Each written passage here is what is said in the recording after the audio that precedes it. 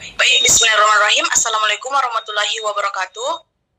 Pertama-tama yang terhormat Bapak Apoteker Abdul Wahid Sulaiman S. from Emfram dan teman-teman yang saya banggakan.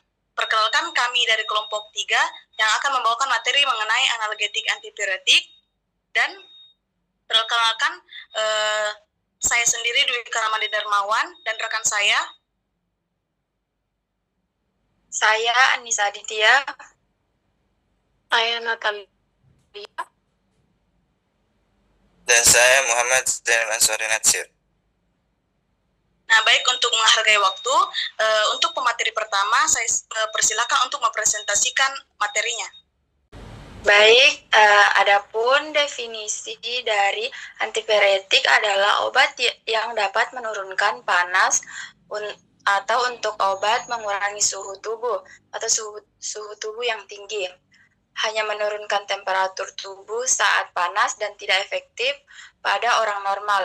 Obat golongan ini bekerja dengan cara menghambat produksi prostaglandin di hipotalamus anterior yang meningkat sebagai respon adanya pirogen endogen. Analgetik adalah obat yang mengurangi atau melenyapkan rasa nyeri tanpa menghilangkan kesadaran. Antipiretik adalah obat yang menurunkan suhu tubuh yang tinggi. Jadi, analgetik antipiretik adalah obat yang mengurangi rasa nyeri dan serentak menurunkan suhu tubuh yang tinggi. Analgetik atau analgesik merupakan obat untuk mengurangi atau menghilangkan rasa sakit atau obat-obat penghilang nyeri tanpa menghilangkan kesadaran dan akhirnya akan memberikan rasa nyaman pada orang yang menderita. Slide selanjutnya.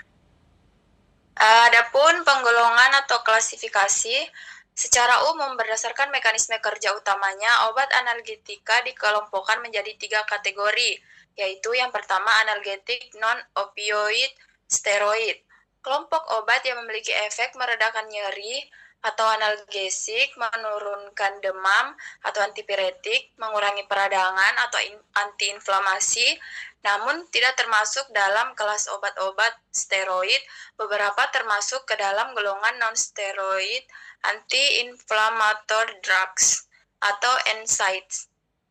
Obat-obat ini efektif untuk mengatasi nyeri ringan sampai sedang. Kebanyakan analgetik menurunkan suhu tubuh yang meningkat, sehingga mempunyai efek antipiretik. Beberapa contoh obat yang umum digunakan antara lain paracetamol, aspirin, ibuprofen, naproxen, diclofenac, dan indomethacin. Slide selanjutnya.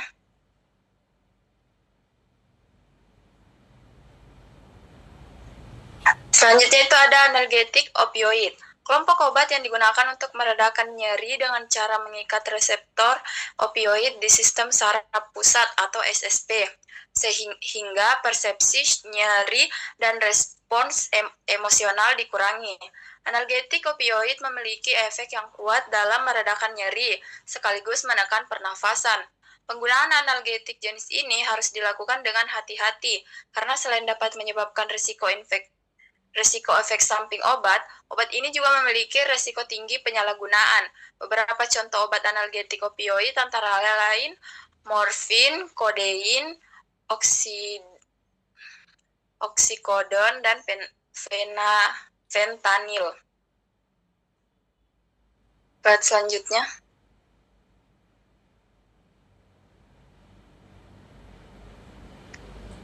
Selanjutnya itu ada analgetika adjuvan.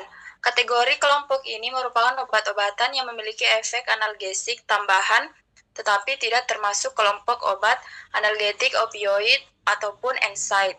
Obat-obatan ini umumnya digunakan untuk terapi nyeri kronik atau neuropatik akibat kerusakan atau gangguan pada sistem saraf. Slide selanjutnya.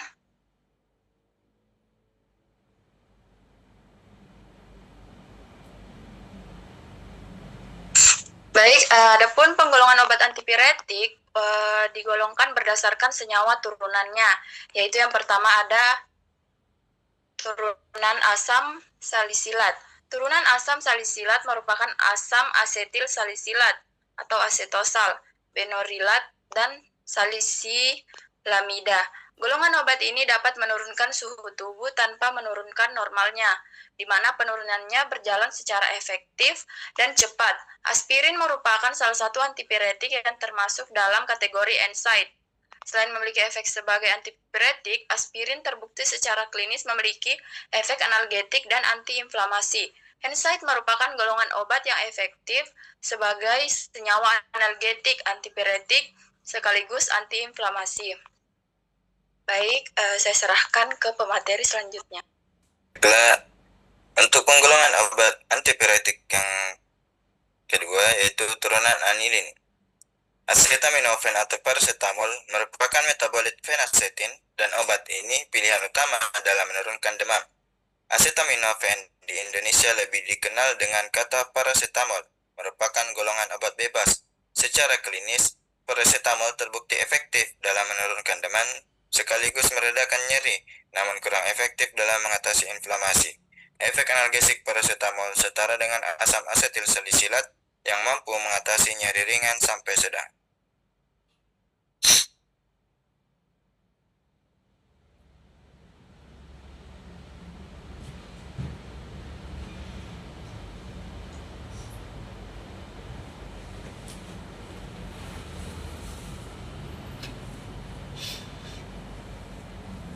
Golongan selanjutnya ada turunan pirazolon, aminopirin atau venazon, antipirin atau amidopirin, dipiron, dan metampiron atau antalgin termasuk ke dalam golongan pirazolon.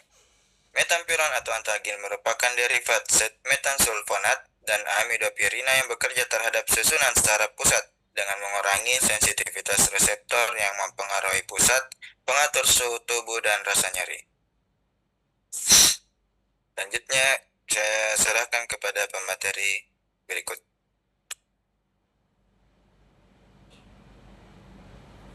Baik, selanjutnya itu ada indikasi. Dalam istilah medis, indikasi adalah alasan atau kondisi medis yang membutuhkan penggunaan obat tertentu. Indikasi obat mencakup berbagai penyakit, kondisi medis, dan gejala termasuk suatu penyakit. Misalnya, indikasi obat analgetik antipiretik adalah nyeri dan demam. Berikut beberapa contoh obat analgetik antipiretik beserta indikasinya. Yang pertama itu paracetamol atau acetaminophen merupakan obat yang digunakan untuk meredakan nyeri ringan hingga sedang. Secara klinis, obat ini juga diindikasikan untuk menurunkan demam. Indikasi umum paracetamol adalah termasuk sakit kepala, nyeri yang diakibatkan sakit gigi, nyeri otot, nyeri menstruasi, serta demam yang disebabkan oleh penyakit atau infeksi. Penggunaan dosis paracetamol bervariasi tergantung pada usia pasien, berat badan, kondisi medis pasien, dan formulasi obat yang digunakan. Next. Yang kedua yaitu ibuprofen. Ibuprofen adalah golongan obat antiinflamasi non-steroid yang sering digunakan untuk mengatasi nyeri, peradangan, dan demam. Indikasi umum dari penggunaan ibuprofen antara lain yang pertama, ibuprofen diindikasikan untuk mengatasi nyeri ringan hingga sedang seperti sakit kepala, sakit gigi, nyeri otot, nyeri sendi, serta menstruasi sampai dengan nyeri pasca operasi. Yang kedua, ibuprofen diindikasikan untuk menurunkan demam pada anak-anak juga dan dewasa. Next. Yang ketiga itu ada asam asetil salisilat atau yang lebih dikenal dengan nama dagang aspirin, adalah obat yang termasuk ke dalam kelompok obat antiinflamasi non-steroid yang memiliki aktivitas sebagai analgetik, penurun demam antipiretik, dan antiplatelet. Penggunaan ASA umumnya diindikasikan pada kondisi medis antara lain yang pertama, asam asetil salisilat diindikasikan untuk mengatasi atau mengurangi rasa ketidaknyamanan akibat nyeri ringan sampai dengan nyeri berat seperti sakit gigi, sakit kepala, nyeri otot dan sendi, nyeri menstruasi, serta nyeri pasca operasi. Yang kedua, asam salisilat dapat digunakan untuk membantu menurunkan demam pada berbagai kondisi termasuk infeksi. Next.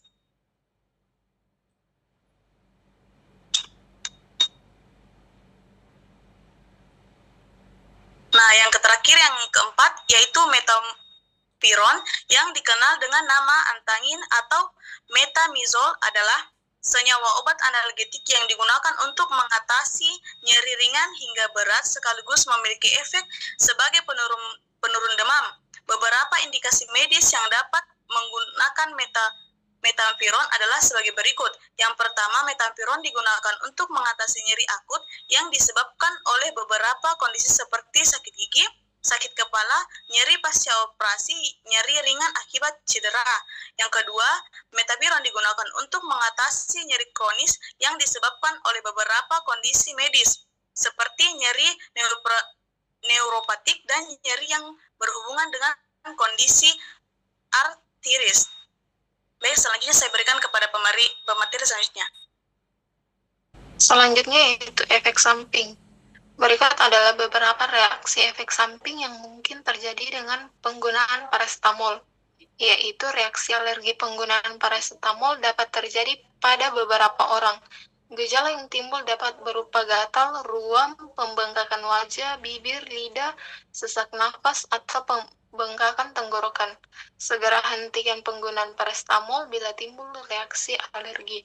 Yang kedua yaitu paracetamol juga dapat menyebabkan efek samping pada gangguan pencernaan seperti mual, muntah, dan sakit perut namun bersifat ringan dan sementara. Lanjut.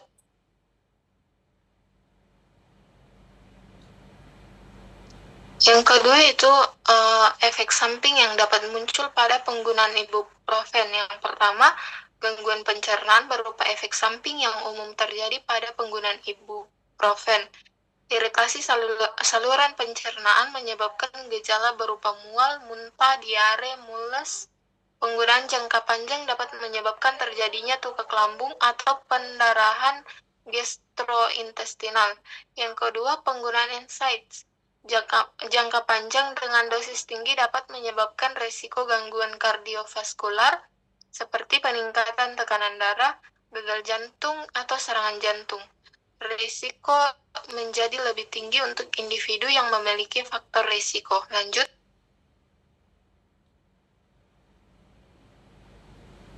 Yang ketiga yaitu efek samping obat tramadol. Yang pertama, efek samping umum dapat berupa mual, muntah, pusing, sembelit, diare, gangguan makan, keringat berlebih. Yang kedua, pada sistem syaraf pusat, tramadol dapat menyebabkan efek samping berupa gangguan kecemasan, kesulitan berkonsentrasi, tremor, gangguan penglihatan dan pendengaran, gangguan pernapasan, kejang, perubahan mood, dan depresi.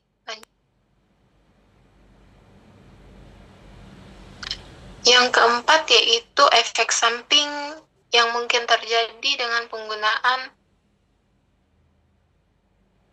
metampiron. Yang pertama, reaksi alergi. Beberapa individu dapat mengalami reaksi alergi terhadap metamizol. Gejala alergi berupa ruam, gatal-gatal, pembengkakan wajah, bibir atau lidah, sesak nafas, atau pembengkakan tenggorokan. Reaksi alergi yang parah seperti anafilaksis juga dapat terjadi dalam kasus yang jarang. Selanjutnya, saya serahkan kepada pemateri selanjutnya. Penggunaan dosis paracetamol bervariasi, tergantung pada usia pasien, berat badan, kondisi medis pasien, dan formulasi obat yang digunakan. Umumnya pada pasien dewasa atau anak usia di atas 12 tahun, menggunakan dosis tunggal 500-1000 mg. Jika diperlukan, dosis dapat diulang 4-6 jam dengan dosis maksimal sebesar 4000 mg. Dosis paracetamol pada anak-anak ditentukan berdasarkan berat badan atau usia anak, sehingga perlu untuk mengonsultasikan terlebih dahulu dengan dokter atau apoteker.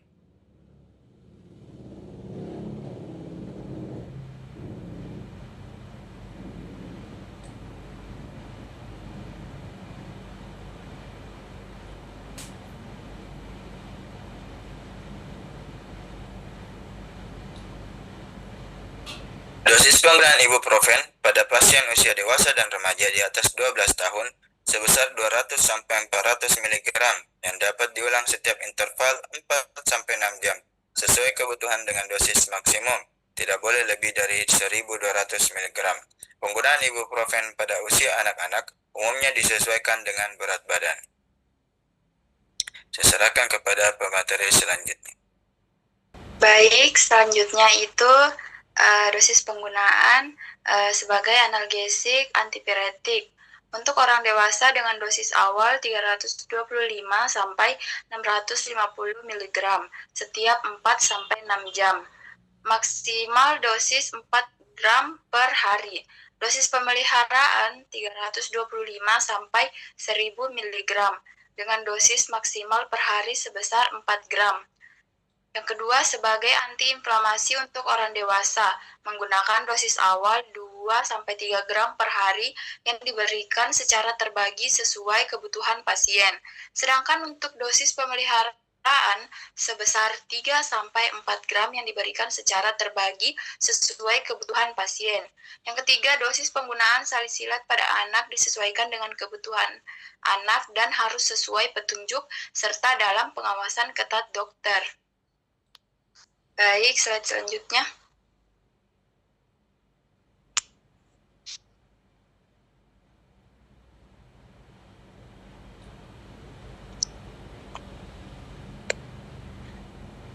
Berikutnya adalah dosis penggunaan metampiron secara umum. Yang pertama, pada pasien dewasa untuk nyeri sedang hingga berat, dosis awal dan pemeliharaan yang digunakan adalah sebesar 500 mg hingga 1 gram. Diulang tiap 4 sampai dengan 6 jam atau sesuai kebutuhan. Yang kedua, pada pasien anak-anak dosis disesuaikan dengan berat badan umumnya 10 sampai 15 mg per kilogram berat badan diulang dengan interval 4 sampai 6 jam atau sesuai kebutuhan dengan dosis maksimal per hari tidak melebihi 4 gram.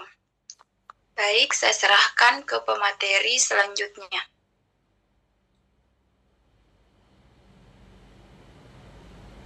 Jika diberikan kurang atau lebih dari dosis seharusnya. Nah, jika dosis kurang, efek utama yaitu demam atau nyeri tidak terkendali, terapi tidak efektif, dan resikonya perburukan gejala penambahan dosis tidak terkontrol.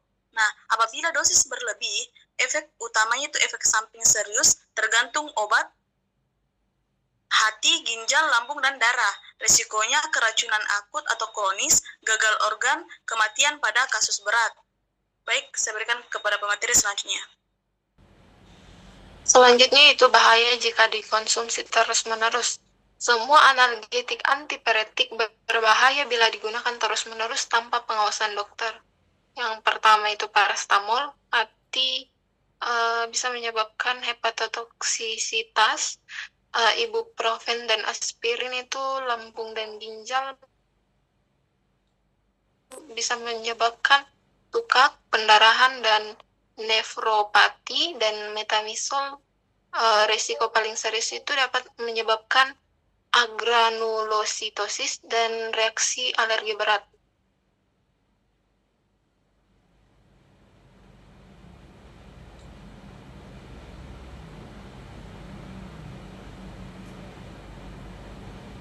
Saya serahkan kepada pemateri selanjutnya. Berikut terdapat contoh kasus yang berasal dari jurnal yang berjudul Analisis Komparatif Efektif Antipiretik Antara Bahan Alami dan Sintetik Terhadap Penurunan Suhu Tubuh pada Mencit. Penulis dari Aziza Surawalia, Siti, dan Akila. Jurnal Ilmu Farmasi dan Kesehatan volume 3 nomor 3 tahun 2025.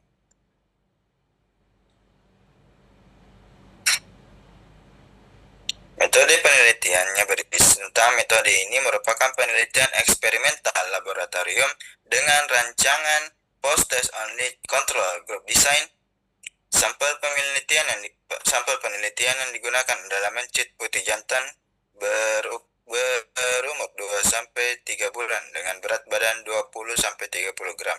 Hewan uji dipelihara dalam kondisi standar laboratorium selama minimal 7 hari untuk aklimatisasi, serta dipuasakan kurang lebih 18 jam sebelum perlakuan dengan tetap diberikan minum ad libitum. Hewan uji dibagi menjadi beberapa kelompok perlakuan secara acak. masing-masing terdiri dari 5 ekor mencit. Bahan yang digunakan pada penelitian ini meliputi aqua pro injeksi, paracetamol, ibuprofen 100 mg, katoprenminal, natrium diklofenak, NaCMC 0,5%, aquades serta suspensi putih telur 10%. Alat yang digunakan adalah neraca analitik, timbangan hewan, kandang mencit, botol minum mencit, spuit, jarum suntik, gelas ukur, gelas beker, tabung reaksi, cawan porselen, water bath, stopwatch, termometer digital, serta alat dokumentasi. Penelitian ini diawali dengan penimbangan berat badan hewan uji untuk menghitung dosis obat. Obat-obatan diencerkan dengan aqua pro injeksi hingga konsentrasi yang diinginkan, kemudian dicampurkan dengan NaCMC 0,5% bila diperlukan sebagai suspending agent. Hewan uji diinduksi demam menggunakan suspensi putih telur 10%, dosis 10 ml per kilogram, berat badan secara subkutan pada paha belakang mencit. Pengukuran suhu tubuh dilakukan secara rektal dengan termometer digital sebelum induksi, suhu awal 60 menit setelah induksi, dan setiap 30 menit selama 3 jam setelah pemberian perlakuan. Berdasarkan penelitian yang telah dilakukan dalam kurun waktu 6 jam, di Laboratorium Farmakologi dan Toksikologi Jurusan Farmasi Unismi Makassar diperoleh data dalam bentuk tabel sebagai berikut. Dapat kita lihat tabel yang di bawah.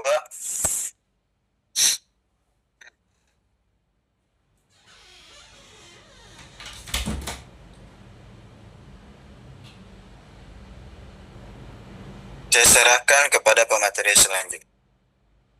Baik, adapun kesimpulan yaitu berdasarkan hasil pengamatan dan uji ANOVA dapat disimpulkan bahwa dari seluruh sampel yang diuji, ibuprofen 400 mg menunjukkan efektivitas antipiretik tertinggi dengan rata-rata penurunan suhu sebesar 5,36%.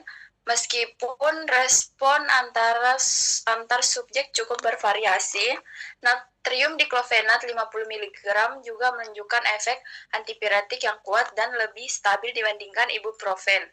Paracetamol 100 mg menunjukkan aktivitas antipiretik sedang, sementara daun sirih dan daun kayu manis menunjukkan efek yang rendah. NaCMC 5% sebagai kontrol negatif tidak memberikan efek penurunan suhu yang signifikan. Hasil ini sejalan dengan literatur yang mendukung peran utama senyawa antiinflamasi non-steroid dalam menghambat prostaglandin untuk menurunkan demam, serta menegaskan bahwa ibuprofen merupakan kandidat antipiretik yang paling efektif di antara sampel yang diuji. Baik, saya serahkan ke pemateri selanjutnya.